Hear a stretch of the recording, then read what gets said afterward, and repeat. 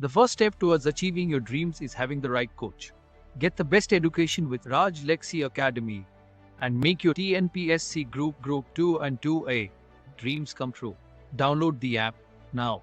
யாரா நான் ஏன்டா உன் கோர்ஸில் ஜாயின் பண்ணணும் அப்படின்னு நினைக்கிறீங்களா? உங்களுக்கு ஒரு விஷயம் சொல்கிறேன்.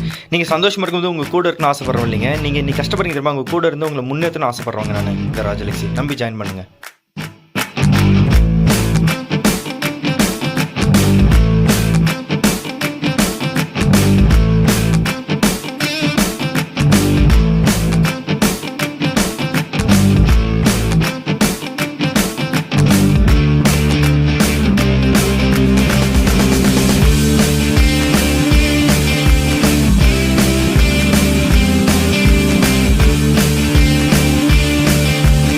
ஹாய் ஃபேமிலி, எப்படி இருக்கீங்க? நல்லா இருக்கீங்களா? நான் உங்கள் ராஜலக்ஷ்மி பேசுகிறேன்.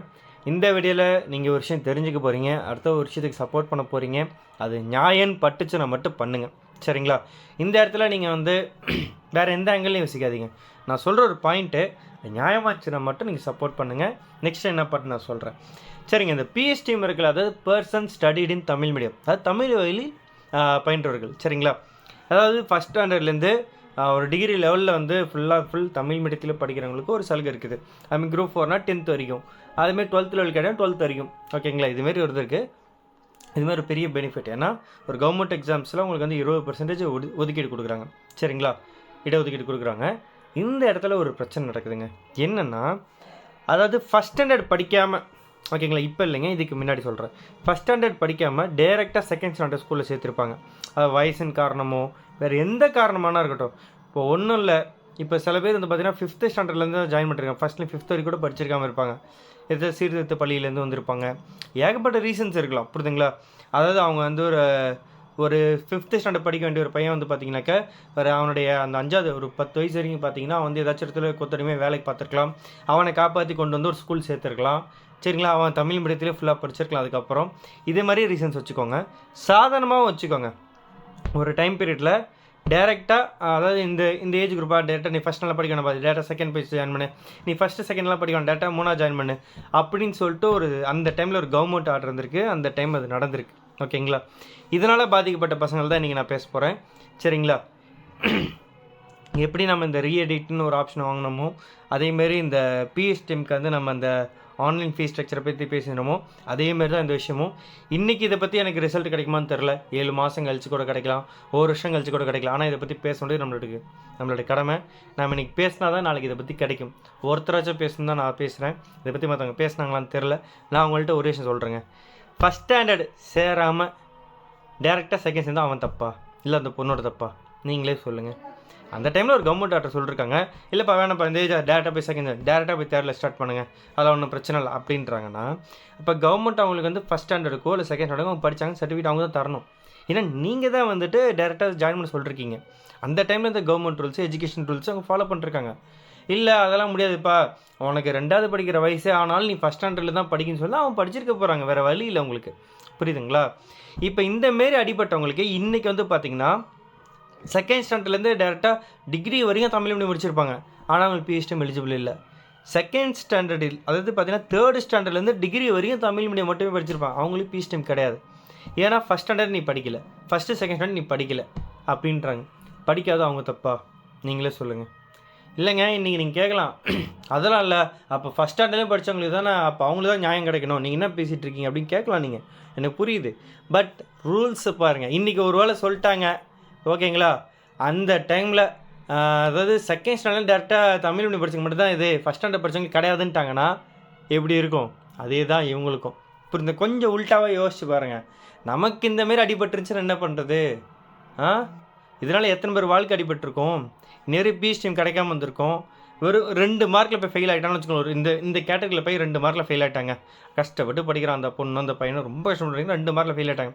அதே அவங்களுக்கு அந்த Pstm சர்டிஃபிகேட் கிடச்சிருந்துச்சுனாக்க, ஓகேங்களா, 10 மார்க் கம்மியாகவே எடுத்திருந்தால் போதும்னு சொல்கிறாங்க. அப்போ இவங்க அந்த டிகிரிக்கு அந்த ஒரு குவாலிஃபிகேஷன் Pstm அவங்க எலிஜிபிள் ஸ்டூடெண்ட்ஸ், புரியுதுங்களா? ஆனால் அவங்களுக்கு நியாயம் அங்கே நிராகரிக்கப்படுது. ஓகே, ஆர்டிகல் 28A என்ன சொல்கிறதுக்கு பாருங்களேன். Every child has a right to full-time elementary education of satisfactory and equitable quality in a formal school which satisfies certain essential norms and standards. Elementary education ஃபுல்லாக கிடைக்குன்னு சொல்கிறாங்க, ஃபுல் டைம் கிடைக்குன்னு சொல்லியிருக்காங்க. அது இப்போ ரீசெண்டாக வந்துருக்குது ஆர்டிகல் 20 ஓகேங்களா.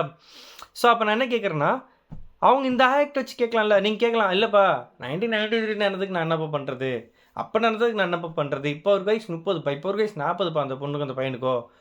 ஏங்க குரூப் 2 எக்ஸாமுக்கு 50 வயசு எலிஜிபிள் இருக்குங்க. நான் கேட்குறது அதுதான். அப்போ அவங்க எக்ஸாமுக்கு அந்த PSTM கிடைக்கலையே, அவங்களுக்கு நியாயம் கிடைக்கல. சட்டம் இன்றைக்கி வந்துருச்சுனாக்கா முன்னாடி நடந்ததெல்லாம் நான் கணக்கில் எடுத்துக்க மாட்டேன்னா என்ன அர்த்தம்? அப்போ இருந்த ரூல்ஸ் படி தானே எதுவும் நடந்திருக்கும். அவங்க வாழ்க்கையில் ஏதோ பிரச்சனை நடந்திருக்கும். அதனால் ஃபஸ்ட் ஸ்டாண்டர்ட் ஒரு வேளை அவங்க வந்து ஃபஸ்ட் ஸ்டாண்டர்ட் சேர்க்க நேரத்தில் அவங்க அம்மா அப்பா 2 பேர் இறந்துருக்கலாம். அவங்க தாத்தா பாட்டி மட்டும் தான் இருந்திருப்பாங்க, இல்லை தாத்தா மட்டும் தான் இருந்திருப்பாங்க, இல்லை அனாதையாக இருந்திருக்கும். ஏதோ ஒரு பிரச்சனை. அவனால் ஃபஸ்ட் ஸ்டாண்டர்டோ ஏதோ செகண்ட் ஸ்டாண்டர்ட் படிக்காமல் இருக்க முடியும். வேற உள்ள அந்த இடத்துல யாரோ ஒருத்தர் சோஷியல் ஒர்க்கு ஏதோ பண்ணுறவங்க யாரோ ஒருத்தர் சரி பாவம் அந்த குழந்தை வச்சு வலிக்குன்னு சொல்லிட்டு முடிஞ்ச அளவுக்கு ஒரு 5வது வரைக்கும் படிக்க வச்சிருக்கலாம். அதுக்கப்புறம் கவர்மெண்ட் ஸ்கூலில் சேர்த்து வச்சு சத்துணுக்காச்சும் அனுப்பி விட்டுருக்கலாம். எவ்வளோ பிரச்சனை இருக்குங்க ஒவ்வொருத்தர் வாழ்க்கையிலையும்.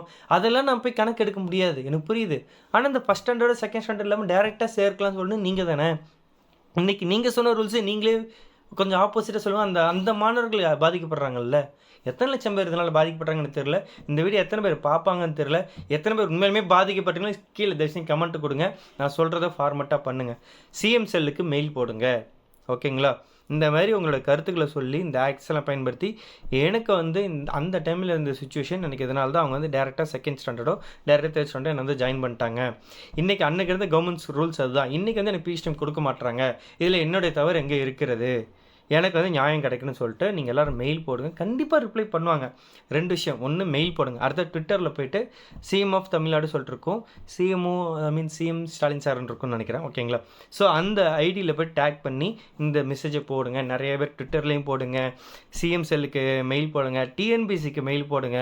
நீங்கள் வேறு என்ன கவர்மெண்ட் எக்ஸாம்ஸ் படிக்கிறீங்களோ அந்த எக்ஸாம்ஸ்க்கெலாம் மெயில் போடுங்க. நிறைய மெயில் போடுங்க. நீங்கள் போட ஆரம்பிச்சிங்கன்னா தான் அது அவங்க கண்ணில் படும், ஓகேங்களா. வாரத்துக்கு ஒரு 10 மெயிலாச்சும் போட்டு விடுங்க.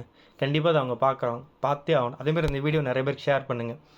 ஏங்க இன்றைக்கி நீங்கள் நினைக்கலாம், இவன் சேனலில் ஒரு 500 வியூஸ் தானே வருது, 700 வியூஸ் தானே வருது, இது யாராச்சும் பார்த்து என்ன பண்ண, அந்த 700 வியூஸ்லேயே அந்த 500 வியூஸில் யாராச்சும் ஒரு கவர்மெண்ட் அஃபீஷியலோ யாராச்சும் ஒரு லாயரோ ஒரு நேர்மையான லாயர் இல்லைப்பா ஆமாம் இல்லை அது நியாயம் தானே, ஏன் நம்ம அவங்களுக்காக கேஸ் எடுத்து போடுன்னு சொல்லிட்டு ஃப்ரீ ஆஃப் காஸ்ட்டில் கேஸ் போடுறவங்களும் இருக்கலாம், நடக்கலாம், சொல்ல முடியாது, ஓகேங்களா.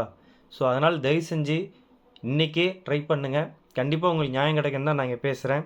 என்னடா இவன் இதெல்லாம் பேசியிருக்கான்னு நினைக்காதீங்க. அங்கே இந்த ஒரு இயர்ஸ் தான் எனக்கு எல்லாருக்கும் ஈக்குவலாக கிடைக்குன்னு ஆசைப்பட்றேன். ஒரு PSTM பெனிஃபிட்ஸ் கொடுத்தா அதில் ஒரு நியாயம் இருக்கணும். அவன் மேலே தப்பு இல்லை, அந்த பொண்ணு மேலேயும் தப்பு இல்லை. அவங்களுக்கே இன்றைக்கி PSTM கொடுக்க மாட்டீங்க. அப்போ செகண்ட் ஸ்டாண்டர்ட் டிகிரி வரைக்கும் படித்தா அவன் தப்பா?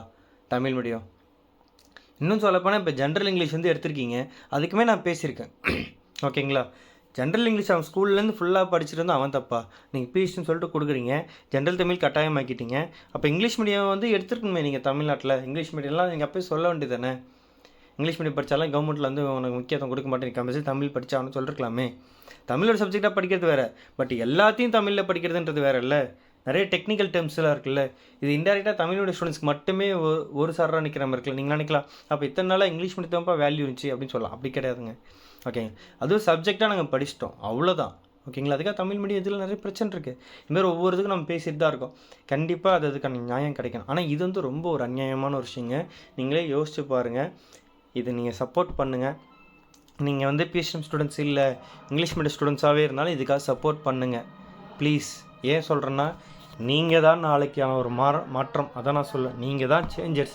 உங்களால் தான் எல்லாமே பண்ண முடியும், வேறு யாராலையும் பண்ண முடியும். நீங்கள் போகிற சின்ன மெயில், ஒரே ஒரு மெயில் நாளைக்கு அது பெரிய மாற்றம் உண்டாக்கலாம். உங்களுக்கு தெரிஞ்ச யாராச்சும் லாயர்ஸ் இருக்கலாம், உங்கள் அண்ணன் லாயாக படிச்சிருக்கலாம், இப்போ தான் டிகிரி முடித்து ப்ராக்டிஸ் ஸ்டார்ட் பண்ணிருக்கலாம், ஒரு பெரிய லாயர்கிட்ட கீழே வேலை செஞ்சுருக்கலாம். அவர்கிட்ட சொல்லுங்கள், எப்போ இது பெரிய கேஸ்ப்பா, இன்றைக்கி இல்லைனாலும் இதனால் பல லட்சம் பேர் பாதிக்கப்பட்டாங்க, இதை பற்றி சும்மா ஒரு கேஸ் போட்டு நீ முடிஞ்சா பண்ணி கேட்டேன், இல்லை உங்கள் பெரிய லாயர்கிட்ட ட்ரை பண்ணி பாரு, இல்லை நீ ப்ராக்டிஸ் பண்ண சும்மா ட்ரை பண்ண அப்படி சொல்லி பாருங்கள், நாளைக்கு அது நடக்கலாம், ஓகேங்களா.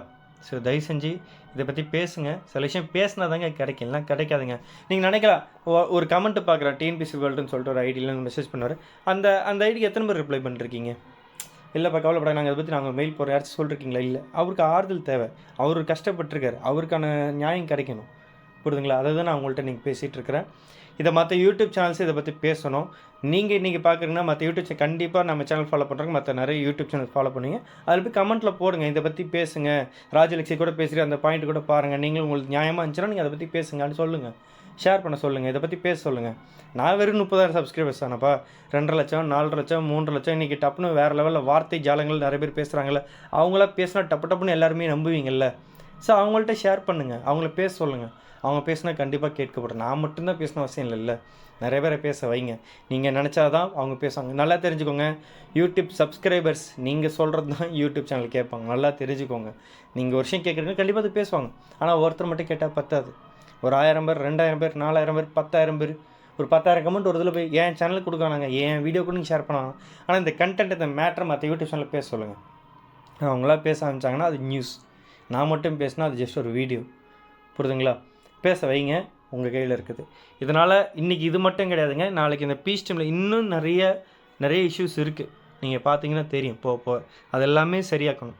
Pstm பெனிஃபிட்ஸ் கரெக்டாக எல்லாருக்கும் கிடைக்க வேண்டியது கரெக்டாக கிடைக்கணும். அதான் என்னோடய ஆசை. ஓகேங்களா? ஸோ எனக்கு தெரிஞ்சு நான் சொல்லிட்டேன், தப்பாக இருந்தால் மன்னிச்சிருங்க. ஓகேங்களா? Bye fam, take all the best.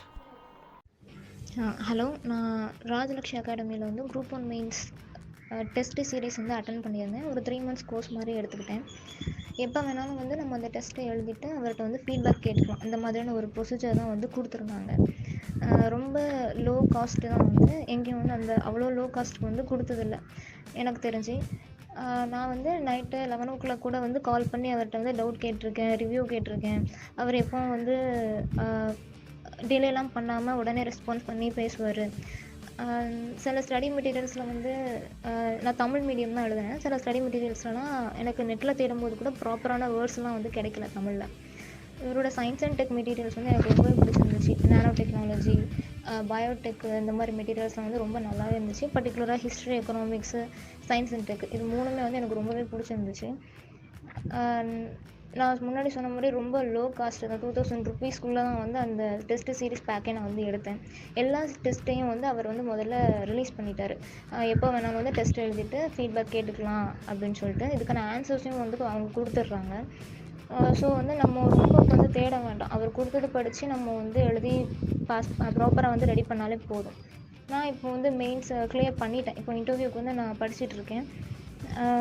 So அதாவது காசு ப்ராப்ளமாக இருந்து நினைக்கிற ஸ்டூடெண்ட்ஸ் வந்து நீங்கள் இதை வந்து ஈஸியாக யூஸ் பண்ணிக்கலாம். ரொம்ப சீப்பாக தான் அவர் கொடுக்குறாரு. இதில் இஎம்ஐ ஆப்ஷன்ஸ்லாம் கூட இருக்குதுன்னு நினைக்கிறேன். ஸோ இதை வந்து யூஸ் பண்ணிக்கோங்க, ப்ராப்பராக பெஸ்ட்டாக இருக்கும். தேங்க்யூ. ஸோ நீங்கள் இப்போ வந்து குரூப் 1 மெயின் ஸ்டூடெண்ட்ஸோட ஃபீட்பேக் பார்த்துருப்பீங்க. ஸோ இப்போ குரூப் 2 ப்ரிலிம்ஸ் வந்து பார்த்தீங்கன்னாக்கா ஒரு 55 ஸ்டூடெண்ட்ஸ் 140+ கொஷின்ஸ் கரெக்டாக அடிச்சிருக்காங்க. ஒரு 11 ஸ்டூடெண்ட்ஸ் வந்து பார்த்திங்கன்னா 120+ கொஸ்டின்ஸ் அடிச்சிருக்காங்க. ஓகேங்களா? இதில் கம்யூனல் கேட்டகரி வச்சு தான் அவங்க எத்தனை பேர் செலக்ட் ஆகணும்னு சொல்ல முடியும். கண்டிப்பாக நம்ம அதுக்கான அனௌன்ஸ்மெண்ட் ரிசல்ட் வந்து நம்ம கொடுப்போம், அதை நீங்கள் பார்த்துருவீங்க. குரூப் 4லையும் பார்த்தீங்கன்னா 170 கொஸ்டின்ஸ் 200க்கு வந்து கேட்டிருக்காங்க, நம்ம நடத்தினது மட்டும். அதுக்கான ப்ரூஃப் வீடியோ போட்டிருக்கேன், கீழே டிஸ்கிரிப்ஷன் லிங்க் இருக்குது, போய் பாருங்கள். நம்ம course demo classes, demo evaluation எல்லாமே நான் போட்டிருக்கேன், போய் பாருங்கள். உங்களுக்கு பிடிச்சா மட்டும் ஜாயின் பண்ணுங்கள். ஜாயின் பண்ணுறதுக்கு முன்னாடி என்ன டவுட்னாலும் எனக்கு வாட்ஸ்அப்பில் மெசேஜ் பண்ணி கேளுங்க, எல்லாமே கிளியர் பண்ணுறேன். எல்லாமே தெரிஞ்சதுக்கு நீங்கள் ஜாயின் பண்ணுங்கள். உங்கள் கோர்ஸில் கொரியர் ப்ளஸ்னாக்கா இண்டிவிஜுவல் கைடன்ஸ் இருக்கும். என்ன எல்லாமே ஃபோன்லேயே படிக்கிற மாதிரி இருக்கும். ஹார்ட் காப்பி சாஃப்ட் காப்பிலாம் கிடையாது. ஓகேங்களா? வீடியோ கிளாஸ் பார்த்து நோட்ஸ் எடுக்கிற மாதிரி இருக்கும். அவ்வளோதான் மேட்ரு. முக்கியமான பிடிஎஃப்லாம் ஆப்பில் மட்டும் தான். பிரிண்ட் அவுட்டோ ஹார்ட் காப்பியோ ஷார்ட் காப்பியோ எது கிடையாது. காரணம்னாக்கா நீங்கள் ஆப்பில் படித்தா மட்டும் தான் கிளியர் பண்ண முடியும். அப்போ தான் ஒரு கமிட்மெண்ட் வரும், நீங்கள் படிப்பீங்க, நோட்ஸ் எடுப்பீங்க. அதுக்காக தான் இந்த மெத்தடை நான் வச்சுருக்கேன். சரிங்களா? கண் வலிக்கும், தலை வலிக்கும், எல்லாமே இதெல்லாம் தாண்டி நம்பி ஜாயின் பண்ணுங்கள். நான் ஃபுல் சப்போர்ட் பண்ணுறேன். ஜென்ரல் கேட்டகரி வேலை கிடைக்காது, அத்தனை பாஸ் ஆகலாம் நினைக்கக்கூடாது. நம்பி ஜாயின் பண்ணுங்கள், நான் ஃபுல் சப்போர்ட் பண்ணுறேன். டாப் 10 ரேங்கில் வாங்க, கண்டிப்பாக வேலை கிடைக்க போகுது. ஏன் கவலைப்படுறீங்க? சரிங்களா? ஸோ எந்த கம்யூனல் கேட்டகரியாக இருங்க, அதெல்லாம் பிரச்சனை கிடையாது. கட் ஆஃப் பார்த்து பயப்படாதீங்க. ஓகே, ஒரு விஷயம் தான், கம்யூனல் கேட்டகரி ஒரு ஆப்ஷன் உங்களுக்கு. ஓகேங்களா? ஒரு ஐடியா எடுத்துக்கிட்டால் போதும். ஆனால் நம்பி ஜாயின் பண்ணுங்கள், ஃபுல் சப்போர்ட் பண்ணுறேன். 9600819370 அதான் வாட்ஸ்அப் நம்பர். வாட்ஸ்அப்பில் மெசேஜ் பண்ணுங்கள். லாஸ்ட் டைம் குரூப் 1 மெயின்ஸ்லேயும் வந்து பார்த்தீங்கன்னா நடத்துல 90% கொஷின்ஸ் கிட்டத்தட்ட வந்துருக்குது. அதுவும் நான் உங்களுக்கு இன்டர்வியூ வீடியோ போட்டிருக்கேன். அந்த ப்ரூஃப் அதாவது நம்ம என்னென்ன பண்ணுறோம் எல்லாமே உங்களுக்கு கீழே போட்டிருக்கேங்க. அதேமாரி குரூப் 2 ப்ரிலிம்ஸ்லேயும் பார்த்தீங்கன்னா ஒரு 140 இல்லை 150+ கொஷின்ஸ் நம்ம இடத்துல வந்துருக்குது. ஓகேங்களா? அதுக்கும் ப்ரூஃப் போட்டிருக்கேன், அதுவும் பார்த்துக்கோங்க. ஸோ இது முக்கியமாக ரொம்ப முக்கியமானது, ஜாயின் பண்ணுங்கள். உங்கள் ஃப்ரெண்ட்ஸ் அண்ட் ஃபேமிலி வந்து ஷேர் பண்ணுங்கள். நம்ம யூடியூப் சேனலை சப்ஸ்கிரைப் பண்ணுங்கள். ஃபுல் சப்போர்ட் பண்ணுங்கள். நீங்கள் தான் எனக்கு எல்லாமே. நீங்கள் தான் என்னோடய இன்வெஸ்டர், நீங்கள் தான் என்னோடய ஃபேமிலி, நீங்கள் தான் எனக்கு எல்லாமே. நான் உங்களுக்காக என்றைக்குமே ஃபுல் சப்போர்ட் பண்ணுவேன். சாதாரண யூடியூப் சேனல் ஆரம்பித்து இன்றைக்கி இந்த அளவுக்கு நம்ம சக்ஸஸ் பண்ணுறதுக்குன்னா அது உங்களுடைய முழு சப்போர்ட்டும் தான்.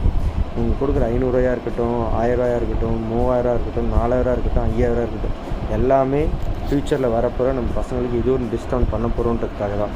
ஓகேங்களா. இது ஒரு சர்வீஸ்க்காக தான், நம்பி சப்போர்ட் பண்ணுங்கள். இன்னும் செம்மையாக பண்ணுவோம். ஓகேங்களா. By from tech. All the best.